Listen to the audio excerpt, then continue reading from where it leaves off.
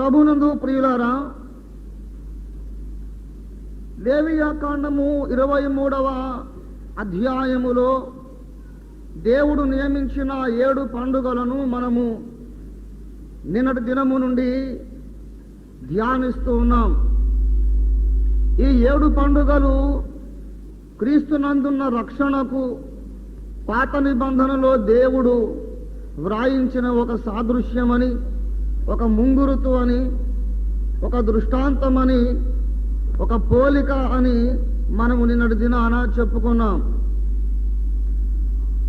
క్రీస్తునందున్నటువంటి రక్షణ ఎటువంటిది, ఆ రక్షణలో ఇమిడి ఉన్నటువంటి కార్యక్రమములు ఎటువంటివి, రక్షణలో ఉండే అనుభవములు ఎటువంటివి, విశ్వాసి ఎక్కవలసిన మెట్లు అధిగమించవలసిన అనుభవాలు ఎటువంటివి, వీటన్నిటిని మనకు విపులముగా నేర్పించడానికి దేవుడి యొక్క అలిగారికల్, మెటఫోరికల్ ఎగ్జాంపుల్, మనకు అదొక ఉపమానముగా, ఉదాహరణముగా ప్రభు మనకు చూపిస్తూ ఉన్నాడు. ప్రియులారా, నిన్న దినాన మనము రాత్రి కాలములో పస్కా పండుగను గూర్చి మాట్లాడుకున్నాం. ఒక విషయాన్ని నేను మీకు మనవి చేస్తాను. పాత నిబంధనలో ఏదేది భౌతిక సంబంధమైనదిగా ఉన్నదో అవన్నీ కృత నిబంధనలో ఆత్మ సంబంధమైనవిగా అవి నెరవేరుతూ ఉన్నాయి. ఉదాహరణకు, పాత నిబంధనలో సున్నతి అనే ఒక కార్యక్రమం ఉన్నది. సున్నతి లేనివాడు ఇశ్రాయేలులో ఉండకుండా కొట్టివేయబడతాడు. సున్నతి కలిగిన వాడే ఇశ్రాయేలీయుడని అబ్రహాముతో దేవుడు వాగ్దానం చేశాడు. అబ్రహాముతో దేవుడు చేసిన నిబంధనకు ఆ సున్నతి అనేది ఒక ఆధారముగా, ఒక గుర్తుగా ఉన్నది.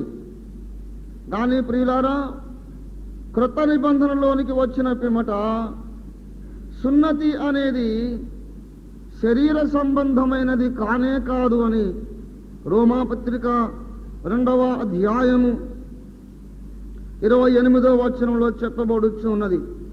బాహ్యమునకు యూదుడైన వాడు యూదుడు కాడు, శరీరమందు బాహ్యమైన సున్నతి కాదు. 29 కూడా చూడండి, 2వ భాగము నుండి. మరియు సున్నతి హృదయ సంబంధమైనదై ఆత్మయందు జరుగునదే గాని అక్షరము వలన జరుగునది కాదు. పాత నిబంధనలో సున్నతి శరీర సంబంధమైనది, క్రొత్త నిబంధనలో సున్నతి హృదయ సంబంధమైనది. Everything that was physical in the old testament becomes a spiritual reality in the new testament. ప్రియులారా, దయచేసి మీరు ఈ విషయాన్ని గమనించాలని నేను మనవి చేస్తున్నాను. క్రొత్త నిబంధనలోని రక్షణ అనే అనుభవం మన హృదయములలో, మన ఆత్మలలో జరుగుతున్నటువంటి అనుభవం. అది దేవుడు మనకు అర్థమయ్యేలాగా చెప్పడానికి ఏదో ఒక భౌతిక సంబంధమైన పిక్చర్ అనేది ఉండాలి. ఆత్మ అనేది మనం ఇంకా చూడలేదు. మీ ఆత్మను మీరు ఎప్పుడైనా చూసుకున్నారా? అద్దంలో అద్దం ముందు నించుంటే కనబడేది మన శరీరమే కానీ ఆత్మ కనబడదు. పోనీ దేవుణ్ణి చూసామా? దేవుణ్ణి మనం చూడలేదు.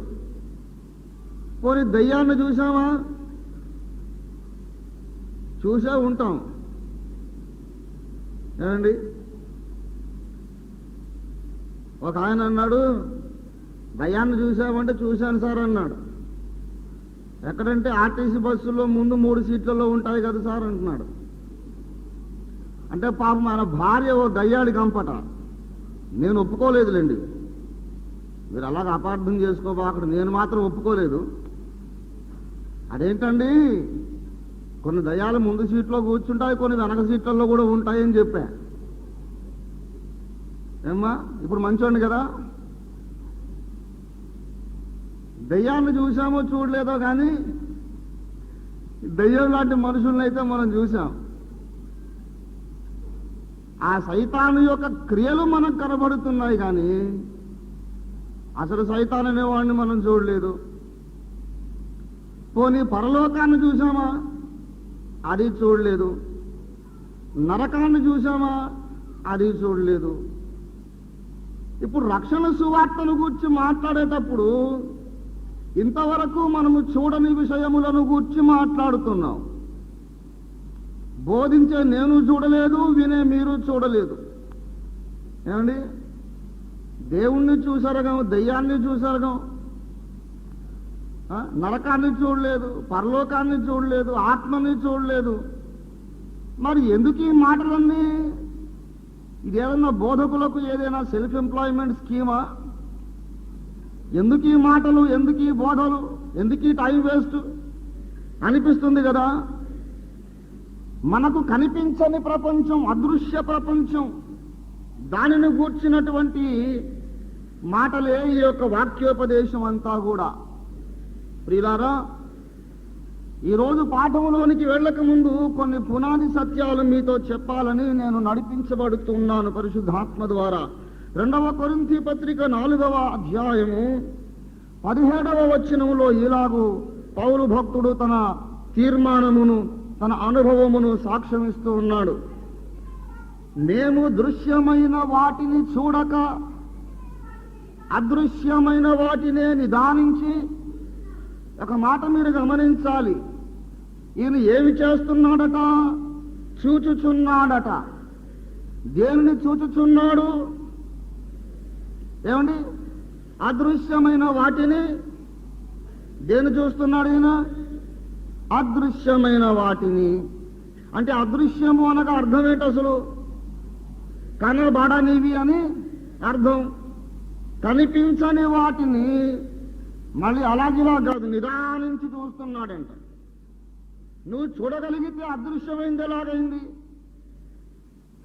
నువ్వు నిదానించి చూస్తున్నావు కదా, దాని పేరు అదృశ్యమని ఎందుకు పెట్టావు? అదృశ్యమైన వాటినే నిదానించి చూచుట అనగా, ప్రియులారా, విశ్వాసముతో మామూలు కంటి కనబడని వాటిని కూడా విశ్వాసం అనే కంటితో మనం చూడవచ్చు.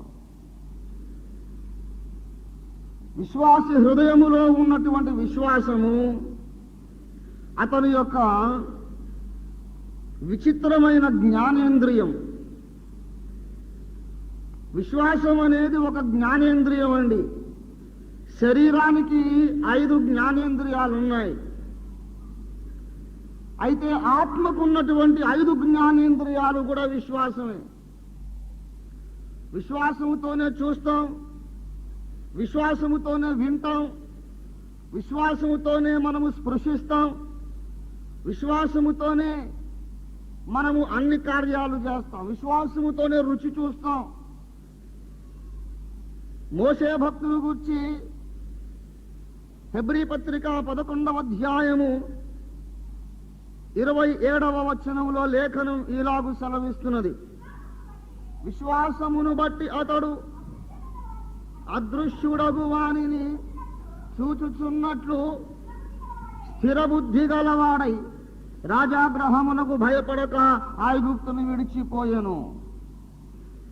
అదృశ్యుడైన వానిని, కొంచెం లేఖనాలు చాలా జాగ్రత్తగా మీ మనస్సును కేంద్రీకరించి గమనించాలి దయచేసి. అదృశ్యుడైన వానిని చూచుచు అన్నాడా? చూచుచు కాదు, చూచుచున్నట్లు. As though he was actually beholding the invisible one. దేవుడే నిజముగా దిగి వచ్చి కళ్ళకు కనపడుతూ తన ముందు నడుస్తూ ఉంటే ఎంత ధైర్యంగా, ఎంత కాన్ఫిడెంట్ గా నడవాలో, ఏమి కనపడకపోయినా అంత కాన్ఫిడెంట్ గా నడిచాడు. అదృశ్యుడైన దేవుడు దిగి వచ్చి కళ్ళ ముందు కనబడుతుంటే ఎంత స్థిర విశ్వాసము కలిగి నడవాలో, ఏమి కనపడకపోయినా ఆయన చూచుచున్నట్లే నడిచాడు. ప్రియులారా, చూచాడా? చూడలేదా? నీవనుకున్న ప్రకారం చూడలేదు, కానీ దేవుని భాషలోనైతే మోషే చూశాడు. చాలా జాగ్రత్తగా గమనించాలి. అదృశ్యుడైన వానిని చూచుచున్నట్లు అంతరంగములో మరి పౌలు క్షమించండి, అంతరంగంలో మోసేకున్నటువంటి ఏ లక్షణాన్ని బట్టి ఆయన అలాగూ స్థిరంగా నడవగలిగాడు, దేవుణ్ణి చూచుచున్నట్లుగా ఎలాగ నడవగలిగాడు అని మనం ఆలోచిస్తే ఆ 27వ వచనం విశ్వాసమును బట్టి అన్నాడు. ఏమండి, విశ్వాసమును బట్టి కనబడని వానిని మనం చూడొచ్చు. విశ్వాసమును బట్టి అదృశ్యమైన వాటిని మనము నిదానించి చూడొచ్చు. విశ్వాసమును బట్టి మామూలు చెవులకు వినబడని స్వరమును మనం వినొచ్చు. విశ్వాసమును బట్టి ఆత్మీయ విషయాలు రుచి చూడవచ్చు. విశ్వాసమే నా నాలుక, విశ్వాసమనే నాలుకతోనే రుచి.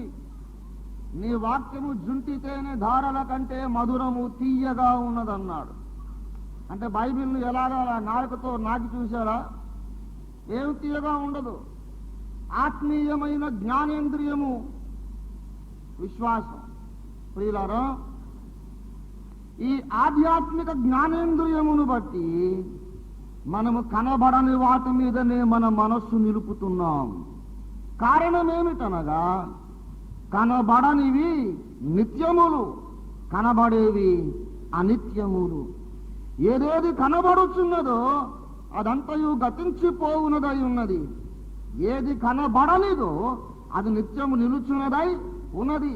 గనక అదృశ్యమైన వాటి మీదనే మనస్సు ఎందుకు నిలుపుతున్నాం? అదృశ్యమైన వాటి మీదనే ఎందుకు మనము ఏకాగ్రత కలిగి మనము చర్చిస్తూ ఉన్నాం? కారణం ఏంటంటే శాశ్వతమైన వాటిని మనము కోరుకొనుచున్నాము. దేవునికి స్తోత్రం కలుగును గాక. హల్లెలూయా. మరి అదృశ్యమైనవి నిత్యములు అన్నాడు, వాటి మీద మనసు నిలపాలన్నాడు. అసలు ఏమీ కనబడకపోతే అదృశ్యమైన వాటి మీద మనసు ఎలా నిలపగలం? ఏ విధంగా మనస్సును మనం కాన్సన్ట్రేట్ చేయగలుగుతాం? అందుచేత ఆ కనబడని ప్రపంచములోని విషయాలు మనకు అర్థమగునట్లు ఈ కనబడే ప్రపంచములో కొన్ని సంఘటనలు దేవుడు జరిగించాడు. Did you follow me? కనబడని లోకం, ఆత్మీయ లోకం, అదృశ్య లోకంలో కొన్ని సంభవాలు జరుగుతున్నాయి. అవేమిటో మనకు అర్థం కావడానికి ఈ భూమి మీద కొన్ని విషయాలు ఆయన జరిగిస్తున్నాడు. ఈ దృశ్యములను ఆలోచించినప్పుడు ఇటువంటిదే ఏదో ఆత్మీయ లోకంలో జరుగుతోందని మనం అర్థం చేసుకోవడానికి అవకాశం ఉంది. దేవునికి స్తుతి కలుగును గాక. హల్లెలూయా. గనుక ప్రియులారా, ఈ యొక్క 7 పండగల లేక సాదృశ్యముల యొక్క పరిశోధన అది మొదటి ఘట్టములో మొదటి మెట్టు మీద అలంకార రూపకమై సాదృశ్య రూపకమై ఉన్నది. కానీ దానికంతటికి సంబంధించిన నిజ జీవిత అనుభవాలు మన బ్రతుకులలోనే మనం చూడవచ్చు. It is an allegorical teaching with a very sound practical application. Practical application లేనప్పుడు ఈ ఉపమాన భాష అంతా కూడా వేస్తే ఏదేదో లేనిపోని వ్యర్థమైన కవిత్వం కిందకు వస్తుంది. కానీ ఈ సాదృశ్య పరిభాష ద్వారా మన సొంత బ్రతుకులలో జరిగే కొన్ని విషయాలను ప్రభు మనకు అర్థమయ్యేటట్లుగా చెప్పుచున్నాడు. దేవునికి స్తోత్రం కలుగును గాక. ఆయన ఉపమానముల ద్వారా వారికి అన్ని విషయములను బోధించెను. ఉపమానము లేకుండా ఏ విషయమును ఆయన బోధించలేదని తేటగా లేఖనములో వ్రాయబడింది. కనుక ప్రియులారా, ఈ దినాన మనం కొంచెం హార్డ్ వర్క్ చేద్దాం, వేగంగా పరుగులు తీద్దాం. దేవునికి స్తోత్రం. హల్లెలూయా, హల్లెలూయా. కాస్త కాళ్ళు చేతులు జాడించి సిద్ధంగా ఉండండి పరిగెత్తడానికి. నేర్చుకోవడంలో మాంద్యం ఉందట ఈ హెబ్రీయులకు. హెబ్రీయులు ఏమన్నారు తెలుసా? మీరు వినుటకు మందులైనందున కదా, వినుటకు మందులైనందున అంటే స్లో టు హియర్. అయితే విశాఖపట్నంలో ఉన్నవారు మందులు కారు. దేవుని స్తోత్రం కలుగునుగా. హల్లెలూయా. నా కాళ్ళను లేడి కాళ్ళగా చేసి ఎత్తైన స్థలములో శక్తితో నిలిపినా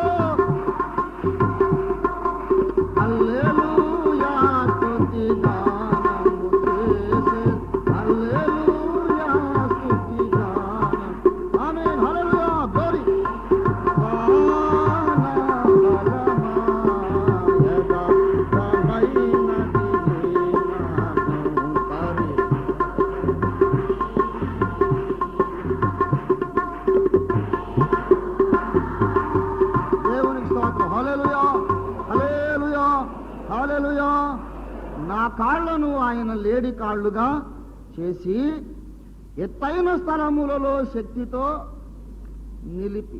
నీవు ఆత్మీయ జీవితంలో శిఖరాగ్రము మీద నిలుచుండడానికి, నీ ఎదుగుదలలో నీకున్న వేగానికి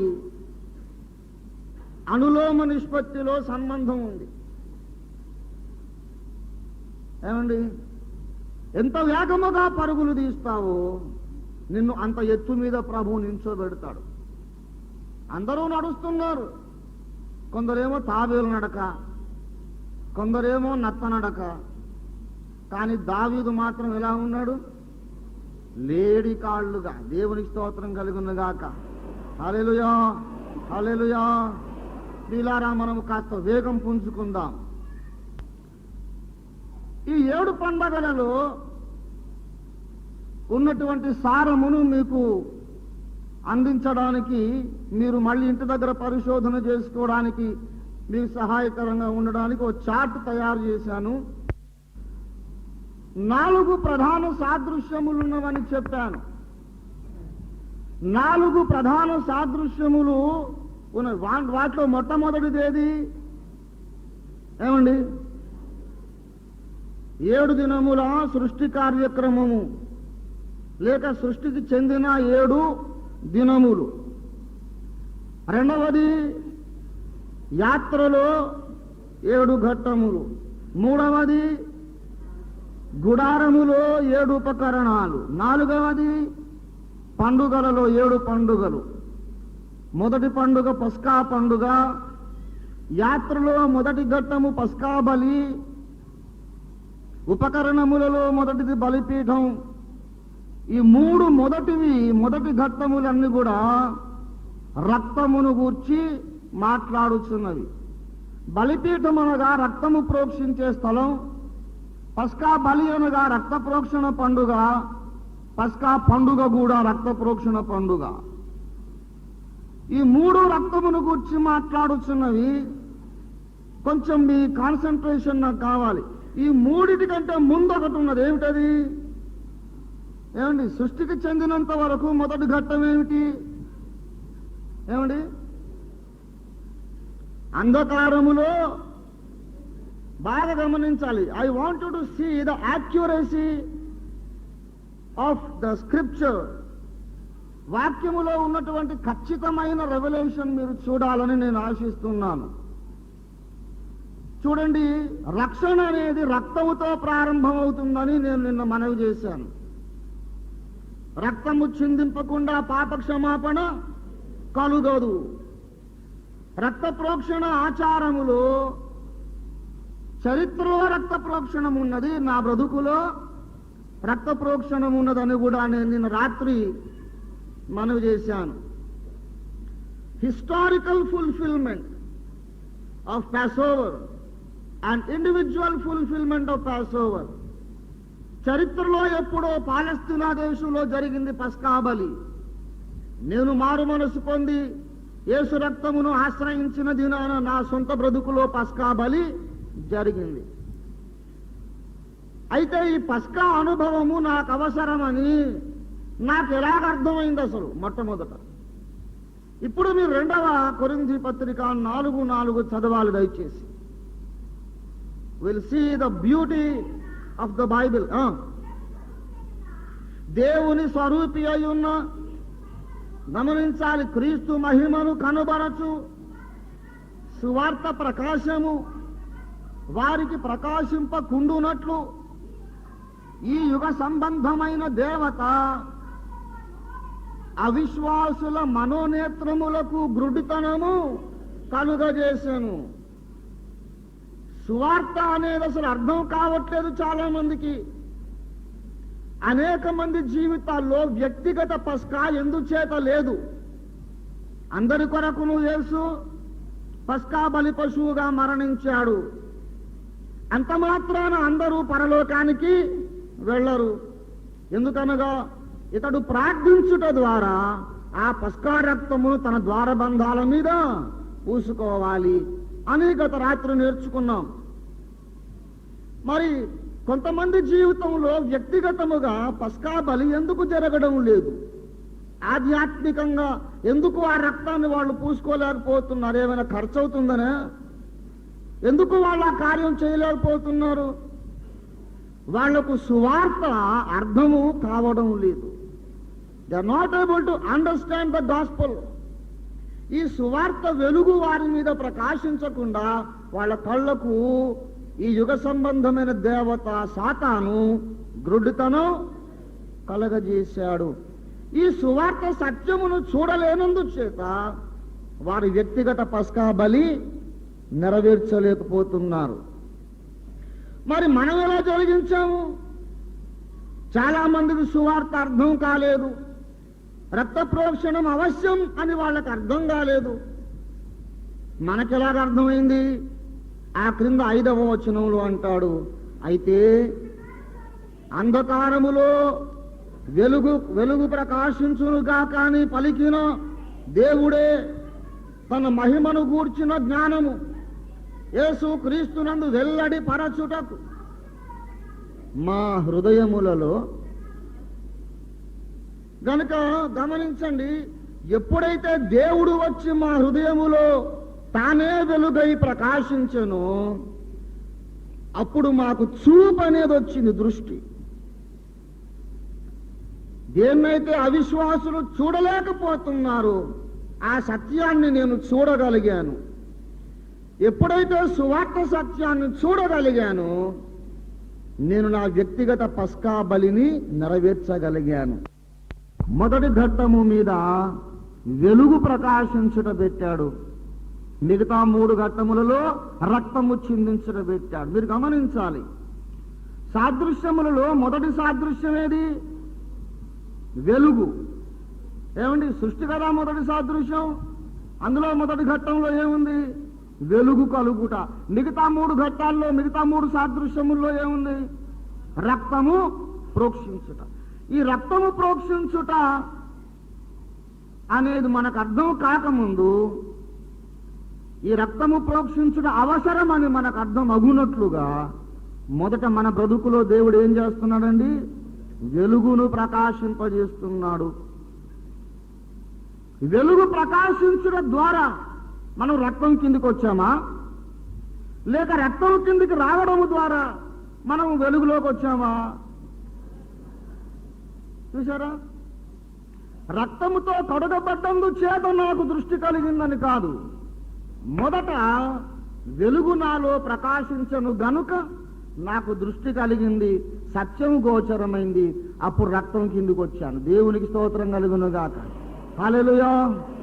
గమనించాలి, ఈ రక్తము క్రిందికి రావడములో నా ప్రయత్నం ఉన్నది కానీ వెలుగు ప్రకాశించుటలో నా ప్రయత్నం లేదు. ఉందా ఏమన్నా?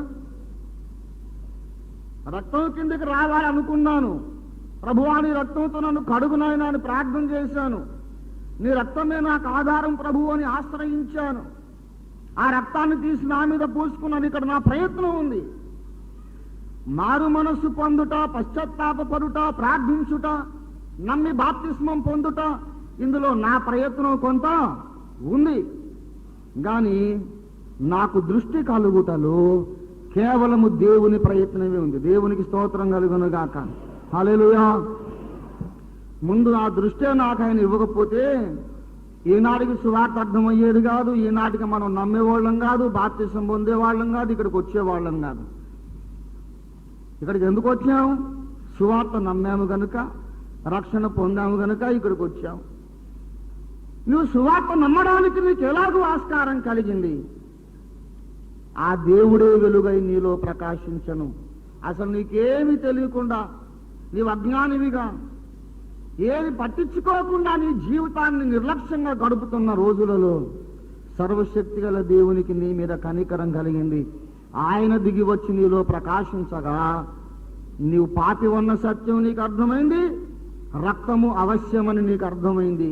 ఆ తర్వాత నీ ప్రయత్నం నువ్వు చేసుకున్నావు. దేవునికి స్తోత్రం కలుగును గాక. హల్లెలూయా. అందుకే ఈ 4 సాదృశ్యముల క్రమ వరుస కూడా ముఖ్యమే. మొదటి సాదృశ్యమేమో సృష్టి, రెండవ సాదృశ్యం అరణ్యయాత్ర, మూడవ సాదృశ్యం ఉపకరణాలు, నాలుగవ సాదృశ్యం పండుగలు. ఇందులో మొదటిదేమో ఏది మొదటి చెప్పాలో మొదటి చెప్పుకోవాలి కదా. ఇప్పుడు మీరు అది వెనక ముందు రాసుకున్నారనుకోండి, మీరు ఆలోచన చేయండి. ఈ సృష్టి కార్యక్రమాన్ని వెనక రాసుకున్నారు, ముందేమో ఈ పండుగలు రాసుకున్నారు అనుకోండి. అప్పుడు మీకు ఈ సత్యం అర్థం కాదు. అప్పుడు ఏమవుతుంది? రక్తము నన్ను కడిగినందు చేత నాకు దృష్టి కలిగిందని పాఠం వస్తుంది. అసలు నీకు రక్తం కడగడానికి నీకు అసలు సువార్త ప్రార్థన అవుతుంది కనుక ఏది ముందో అది ముందు చెప్పుకోవాలి, ఏది వెనకో అది వెనక చెప్పుకోవాలి. అర్థం కాని వాళ్ళు దేవుని స్తోత్రం చెప్పండి. హల్లెలూయా. ఇప్పుడు అర్థం అయిన వాళ్ళు చెప్పండి ఒకసారి. హల్లెలూయా, హల్లెలూయా. ఏంటో అర్థం కాలేదురా, చెప్పరేంటి? స్తోత్రం చెప్పరేంటి? దేవుని స్తోత్రం. హల్లెలూయా, హల్లెలూయా. ప్రభువుని స్తుతించడానికి సిగ్గుపడకూడదు. దేవునికి స్తోత్రం. హల్లెలూయా. మంచిది. ఈ ప్రారంభ ఘట్టమును గూర్చి మనం ఇంకా నేర్చుకునవలసినవి కొన్ని ఉన్నవి కానీ అలా వదిలేద్దాం. రెండవ ఘట్టము మీదికి వద్దాం ప్రియులారా. ఈ రెండవ ఘట్టములో మనము పులియని రొట్టెల పండుగ అనే అంశమును ధ్యానం చేద్దాం. దేవుడు మనము ఎక్కడం కొరకు దేవుడు నిర్ణయించిన నియమించిన 7 మెట్లలో మొదటిది పస్కా లేక రక్త ప్రోక్షణానుభవము, రెండవది పులియని లేక పొంగని రొట్టెల పండుగ. ఆనాడు ఇశ్రాయేలీయులు శరీర సంబంధమైన పొంగని రొట్టెల పండుగను వారు ఆచరించారు. ఈనాడు మనము కూడా పులియని పొంగని రొట్టెలతో పండుగ ఆచరించాలి. వారేమో శరీర సంబంధమైన పొంగని రొట్టెలతో ఆచరించారు. మనము ఆత్మయందు, అదృశ్య ప్రపంచమందు, అగోచరమైనటువంటి ఆధ్యాత్మిక జీవితంలో మనము ఈ పొంగని రొట్టెల పండుగను మనం ఆచరించాలి. ఇంతకు ఈ పొంగని రొట్టెల పండుగ లేక పులియని రొట్టెల పండుగలో ఉన్నటువంటి ఆత్మీయ పాఠము ఏమిటి? దాని యొక్క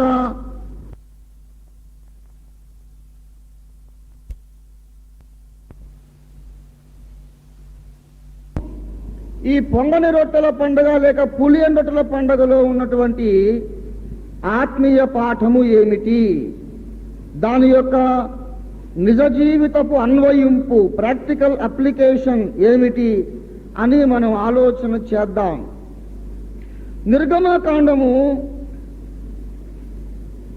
12వ అధ్యాయము 15వ వచనము చూడండి దయచేసి. 7 దినములు పులియని రొట్టెలను తినవలెను. మొదటి దినమున మీ ఇండలో నుండి పొంగినది పారవేయవలెను. మొదటి దినము మొదలుకొని 7వ దినము వరకు పులిసిన దానిని తిను ప్రతి మనుష్యుడును ఇశ్రాయేలులో నుండి కొట్టివేయబడును. దయచేసి గమనించాలి. పులిసిన దానిని తినువాడు ఇశ్రాయేలులో ఉండకుండా కొట్టివేయబడును. అనగా ఈ పులుపు అనేది దేవునికి అసహ్యము అని మనం చెప్పుకోవచ్చు. పులుపు అనేది పాపమునకు సూచన. దేవునికి ఇష్టము కాని విషయములకు, వ్యవహారములకు, కార్యములకు, దేవునికి అసహ్యమైన సకలమైన విషయాలకు ఈ పులుపు ఒక సూచనగా కనబడుచున్నది. రక్త ప్రోక్షణము లేకుండా రక్షణ మనలో ప్రారంభము అవదు. కానీ రక్త ప్రోక్షణము జరగగానే ఇక మొత్తం దొరికిపోయింది రక్షణ అని కూడా అర్థం కాదు. రక్త ప్రోక్షణము జరిగినప్పుడు రక్షణ ప్రారంభమైంది కానీ సంపూర్ణం కాలేదు. రక్తము నీ మీద ప్రోక్షింపబడగానే నీవు 2వ మెట్టు మీదికి రావాలి. ఆ 2వ మెట్టు మీద పాపమును పరిత్యజించే అనుభవం, నాలో నుండి పులుపును తీసి పారవేయాలి అనే ప్రయత్నం నీ లోపల సంభవించాలి. ఒకవేళ ఈ 2వ ఘట్టమును మనం అర్థం చేసుకోవడానికి ఈ 4 సాదృశ్యములలో కూడా ఉన్న 2వ మెట్లను కలిపి ఆలోచన చేద్దాం.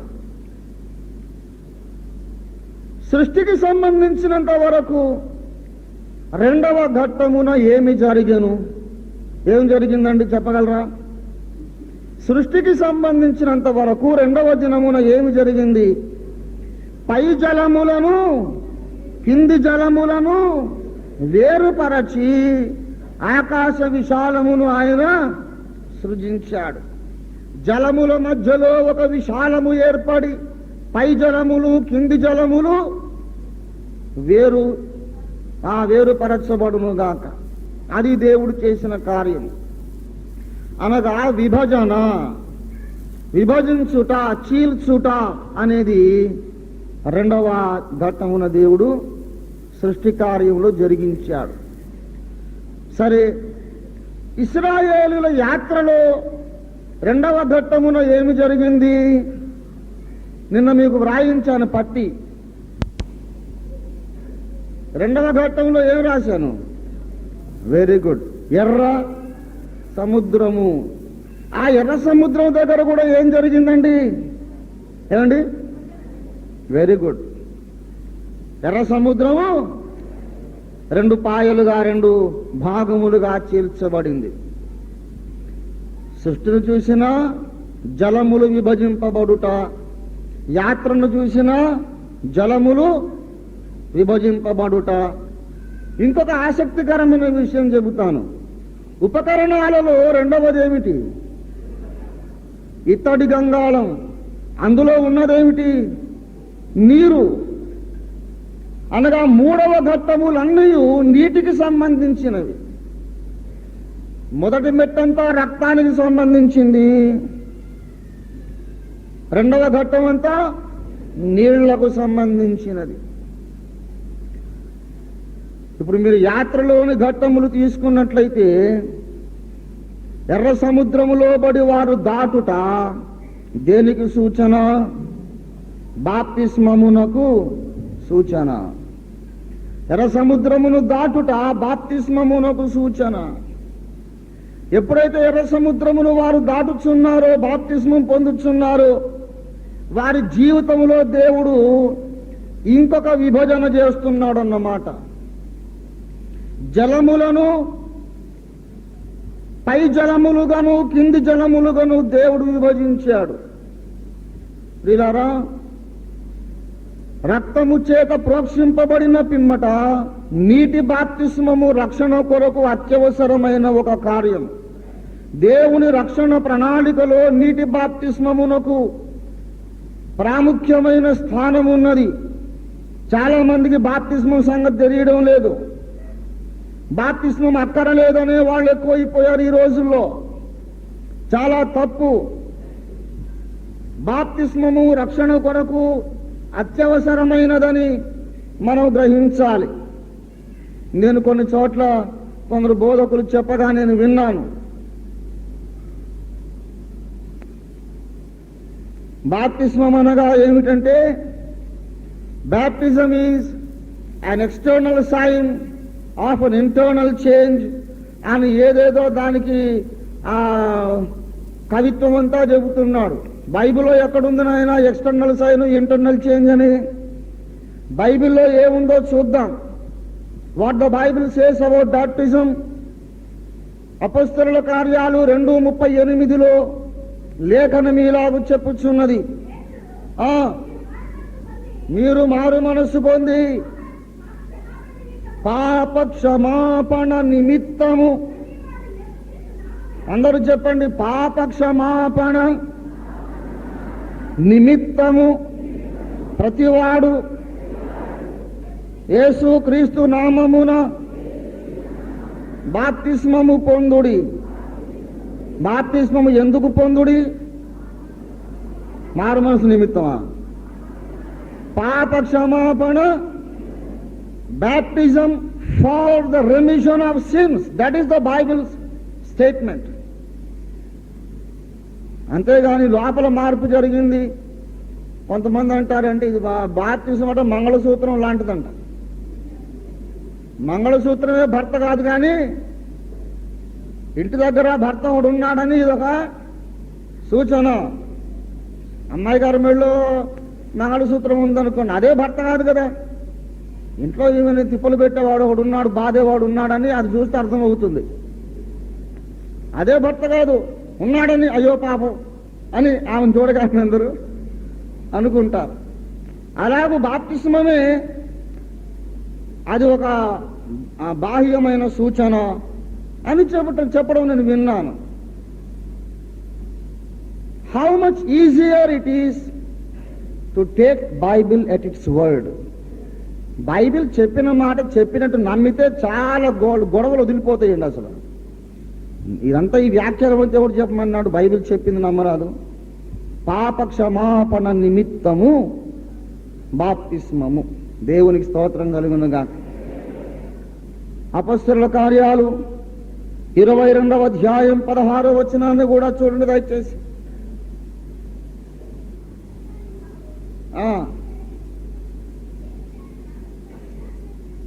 ఇంకను నీవు తడవు చేయుట ఎందుకు?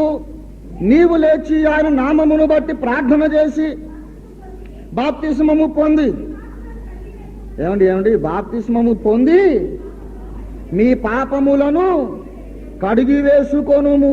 దేవునికి స్తుతి కలుగునుగాక. హల్లెలూయా. బాప్తిస్మము పొంది నీ పాపములు కడిగి వేసుకొనుము. 1 పేతురు పత్రిక 3వ అధ్యాయము 21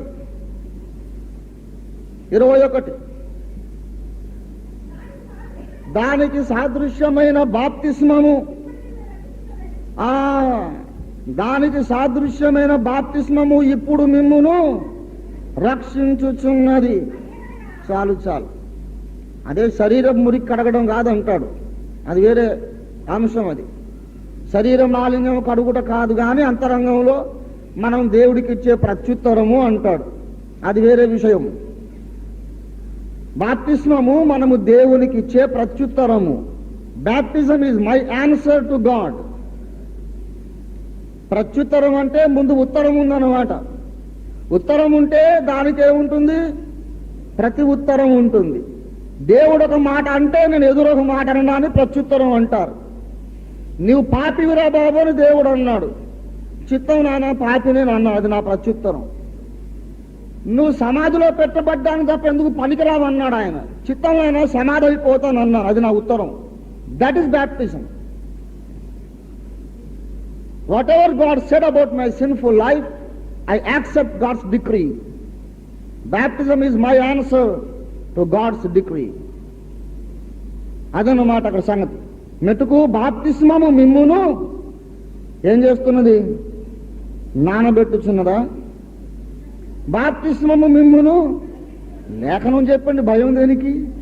బాప్తిస్మము మిమ్మును రక్షించుచున్నది. బాప్తిస్మము పొంది పాపములను కడిగి వేసుకో, పాపక్షమాపణ నిమిత్తము. ప్రియులారా, మీకు టూకిగా ఒక సంగతి చెప్తాను. చాలా మంది బాప్తిస్మము దగ్గరే ఇంకా మునకలేస్తున్నారు. ఇంకా ఆ ఒక్క అంశం నుండే బయటికి రాలేకపోతున్నారు. బాప్తిస్మం అనగా ఏమిటో నేను చెబుతాను, గమనించండి. బాప్తిస్మము పొందుట ద్వారా మనము క్రీస్తు యొక్క మరణములో ప్రవేశపెట్టబడుచున్నాం. యాక్చువల్గా దేవునికి గతము, ప్రస్తుతము, భవిష్యత్తు అనేవి లేవు కదా. దేవునికి త్రికాలాలు నిత్య ప్రస్తుతమే. కల్వరి కొండ మీద క్రీస్తు మరణం ఇంకా ఆయన కళ్ళ ముందు జరుగుతున్నట్లే ఉంది. నా బాప్తిస్మము కూడా ఇప్పుడే జరుగుతున్నట్లే ఉంది. నిత్య ప్రస్తుతం ఆయనకు. నేను బాప్తిస్మం పొందినప్పుడు నన్ను పట్టుకెళ్ళి ఆ శిలువ మీద యేసులో పెట్టేస్తున్నాడు తండ్రి అయిన దేవుడు. లెక్క రాసుకుంటాడు. 2000 సంవత్సరముల క్రిందట నా జనితైక కుమారుడు కల్వరి కొండ మీద శిలువ మీద వ్రేలాడినప్పుడు అద్దంకి రంజిత్ ఓఫీర్ కూడా ఆయనలో ఆయనతో మరణించెను అని లెక్క రాసుకుంటాడు. రోమాపత్రిక 6వ అధ్యాయము 4వ వచనం చూడండి. కాబట్టి తండ్రి మహిమ వలన క్రీస్తు మృతులలో నుండి ఎలాగూ లేపబడెను, అలాగే మనమును నూతన జీవము పొందిన వారమై నడుచుకొనున్నట్లు బాప్తిస్మము వలన ఆ మరణములో పాలు పొందుటకై ఆయనతో కూడా పాతి పెట్ట. అందరూ చెప్పండి, బాప్తిస్మము ద్వారా మరణములో పాలు పొందుటకై. ఈ మాట గమనించాలి. మహిమలో పాలు పొందుట, కిరీటములో, అధికారములో, సింహాసనములో పాలు పొందుట అవి వేరే విషయాలు. Here we are partakers of the death of Christ. Partakers of the death of Christ. శిలువ మీద యేసు పొందిన మరణమును మనం పంచుకుంటున్నాం. మరణములో పాలివారం అవుతున్నాం. దేని ద్వారా?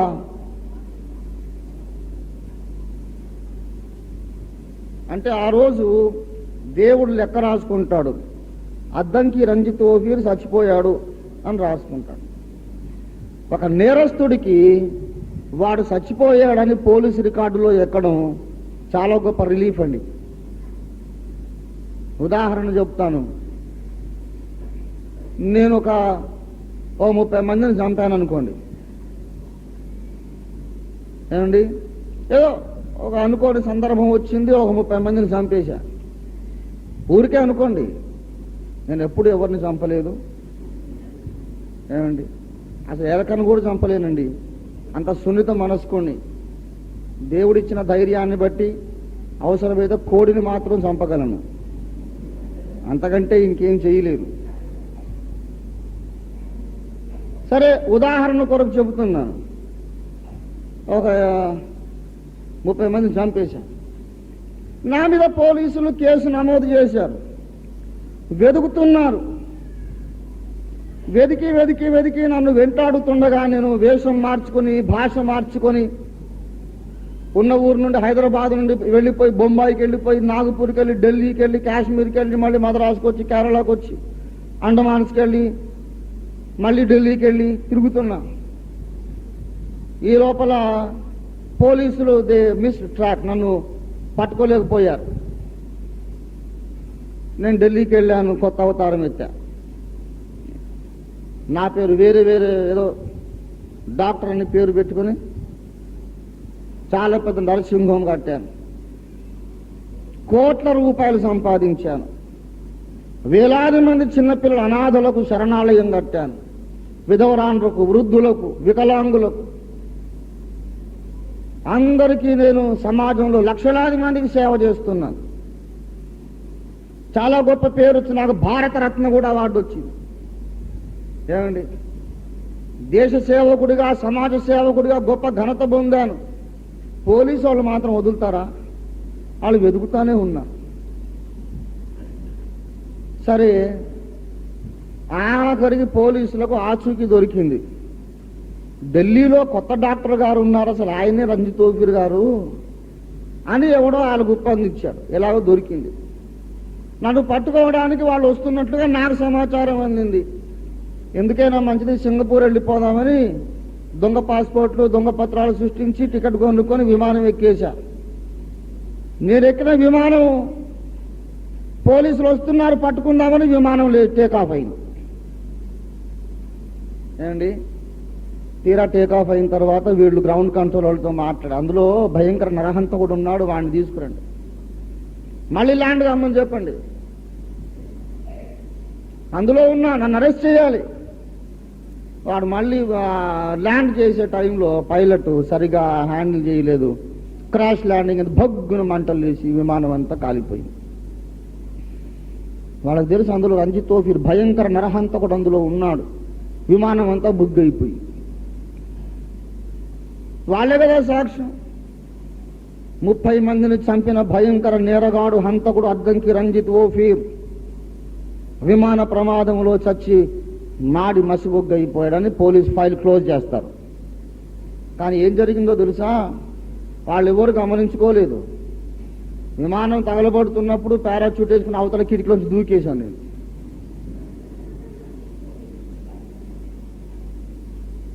పోలీసు లెక్క ప్రకారం ఏంటి? చచ్చిపోయాడు, ఫైల్ క్లోజ్ అయిపోయింది.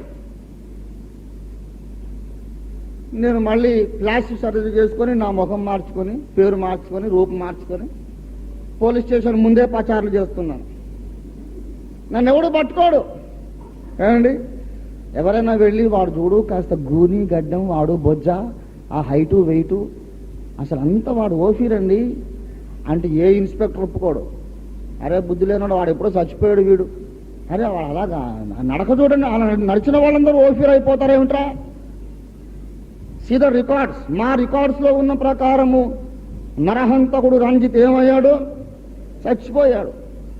ఎప్పుడైతే చచ్చిపోయానని రికార్డులోకి ఎక్కిందో నా మీద ఉన్న సకల నేరములు వెంటనే కొట్టివేయబడతాయి. ఆదాము గర్భవాసమున పుట్టి ఆదాము జాతిలో పుట్టినటువంటి మనం ఎంత భయంకర నేరస్తులమనగా,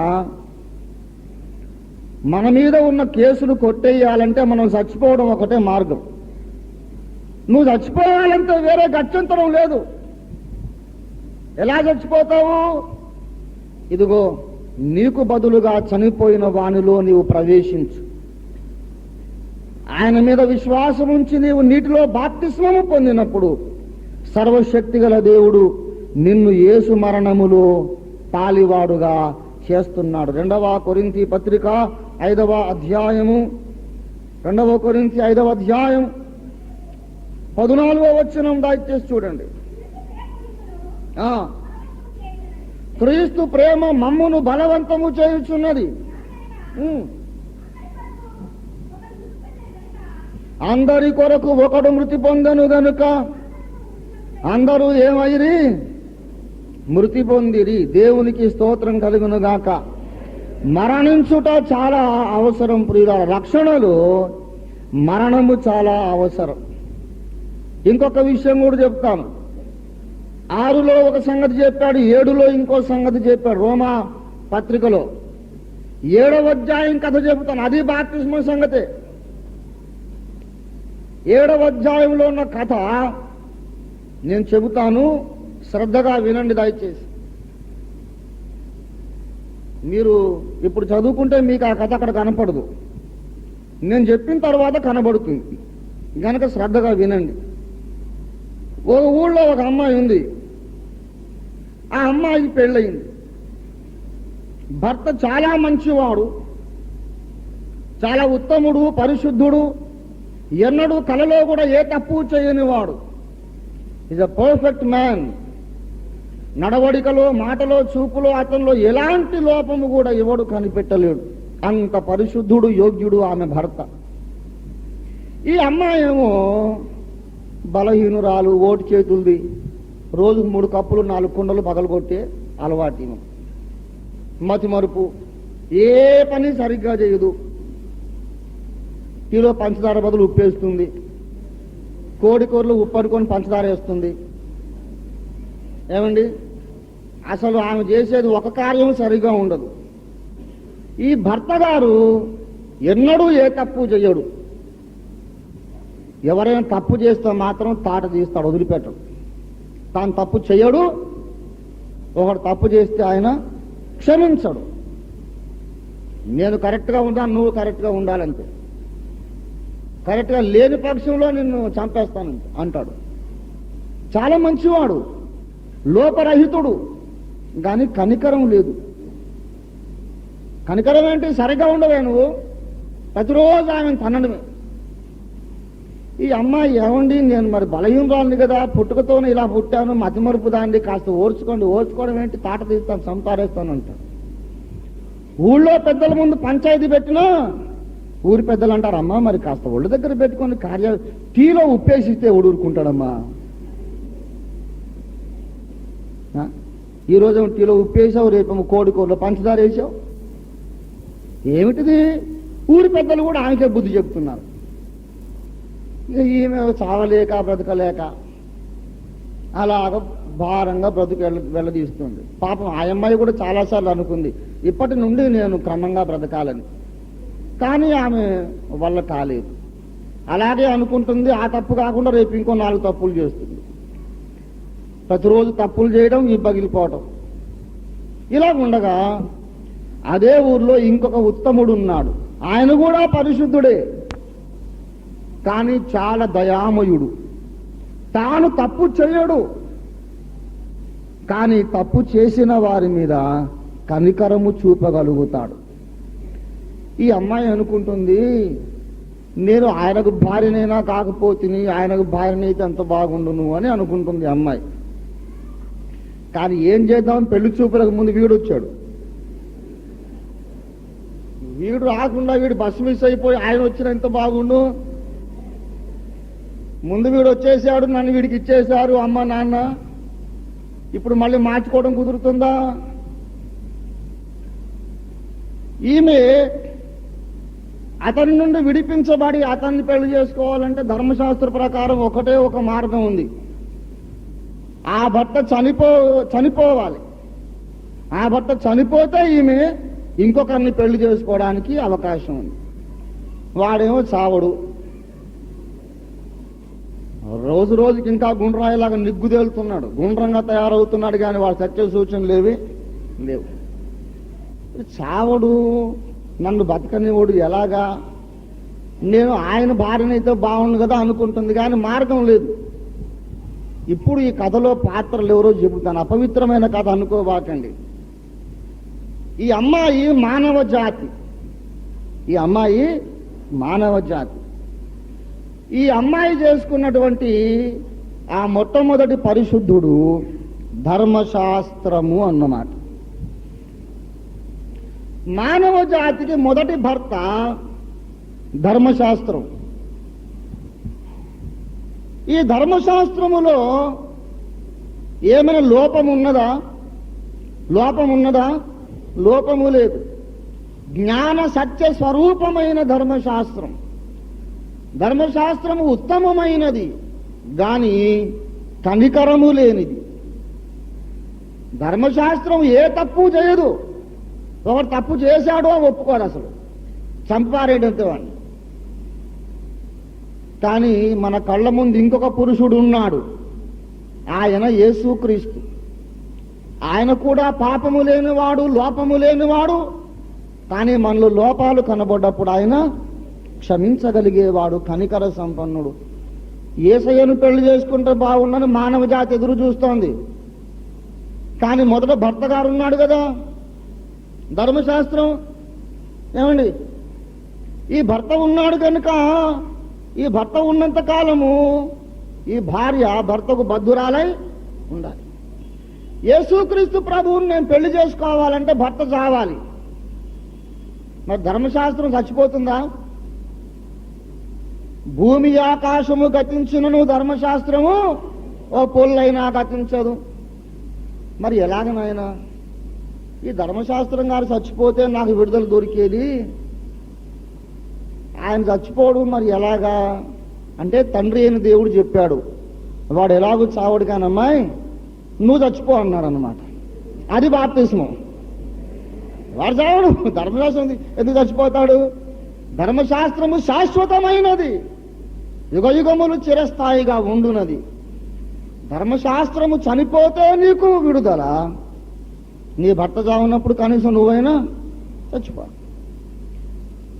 చావడం కొరకు దేవుడు ఏర్పాటు చేసినటువంటి పద్ధతి బాప్తిస్మం. ఇప్పుడు రోమా 7వ అధ్యాయం చూడండి. ఇప్పుడు నేను చెప్పిన కథ ఉన్నదో లేదో మీరు ఇప్పుడు చెప్పండి నాకు. రోమా 7వ అధ్యాయము 3వ వచనం. భర్త బ్రతికి ఉండగా ఆమె వేరొక పురుషుణ్ణి చేరిన ఎడల ఆమె వ్యభిచారిణి అనబడును.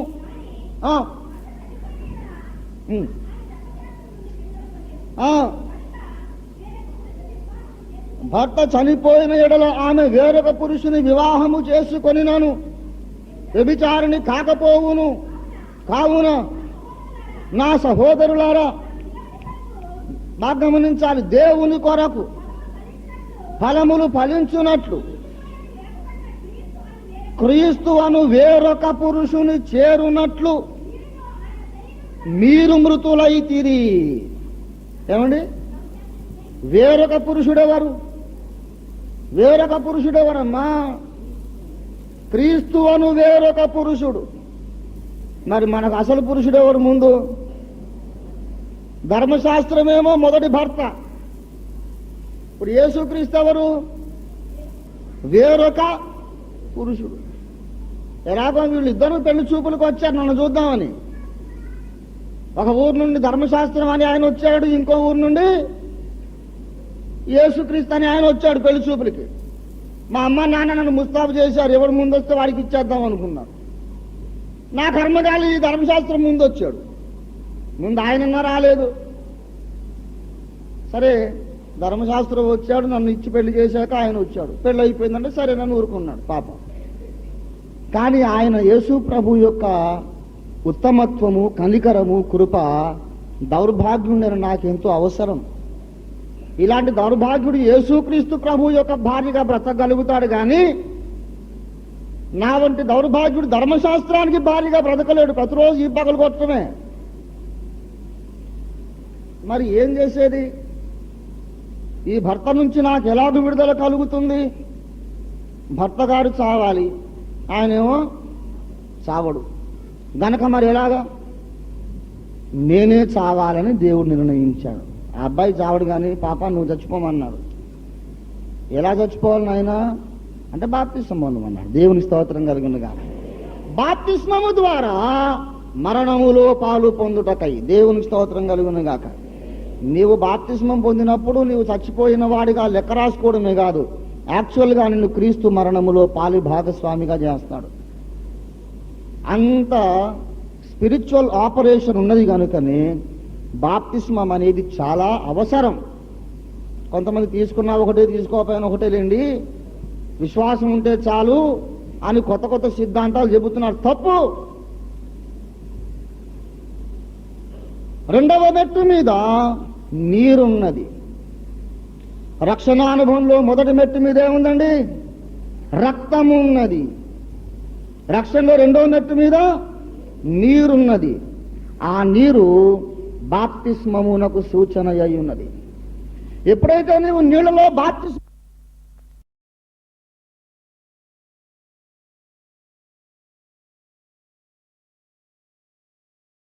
యథార్థవాది టీవీ ఈ యూట్యూబ్ ఛానల్ను తప్పకుండా మీరు సబ్స్క్రైబ్ చేయండి, లైక్ చేయండి, అక్కడ ఉన్నటువంటి ఆ బెల్ ఐకాన్ని మీరు ప్రెస్ చేయండి. అప్లోడ్ అవుతున్నటువంటి ఈ యొక్క విశేషమైనటువంటి ప్రాముఖ్యత కలిగిన సమకాలీన ప్రాధాన్యత కలిగినటువంటి అనేక సందేశాలు వెంటనే మీకు నోటిఫికేషన్ వస్తుంది. So without fail please like and subscribe the యథార్థవాది TV YouTube channel. God bless you.